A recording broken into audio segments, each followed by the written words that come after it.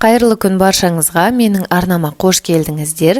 Бүгін сіздермен өте дәмді, бір жасағаныңыздан ойдағыдай болып шығатын муравейник жасайтын боламыз. Осы рецептімен дайындап көруге кеңес беремін.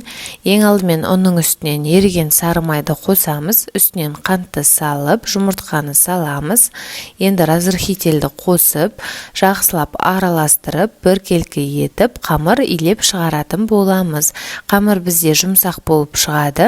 Қамырды жақсылап илеп болғаннан соң қалтаға салып, тоңазытқышқа кемінде 1 сағаттай уақытқа қалдырамыз. 1 сағат өткеннен соң қамырды осылай ет тартқыштың көмегімен өткізіп формамызға саламыз, немесе жай ғана үккішті пайдалансаңыз да болады.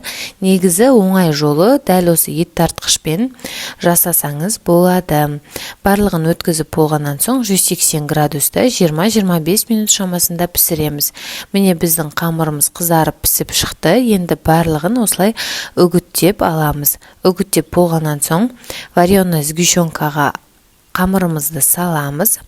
Тағы да жақсылап біркелкі етіп қолымызбен немесе қасықпен араластырып аламыз. Осылай қамырымыз дайын болғаннан соң енді керекті ыдысымызды алып, және де қасына суды қоямыз. Ыдысымызды суға батырып, қамырымызды ішіне саламыз. Сол кезде біздің қамырымыз ыдысқа жабысып қалмайтын болады. Оңай түседі. Қамырды ыдысқа салмастан бұрын қолымызбен жақсылап мыжғылап формасын келтіріп алу қажет. Одан соң осылай ыдысымызға салып, үстінен кішкене басамыз, және де осылай түсіреміз. Қатты басудың қажеті жоқ, себебі түспей қалуы да мүмкін. Енді қалауыңызша осылай сахарный пудраға батырып шықсаңыз болады.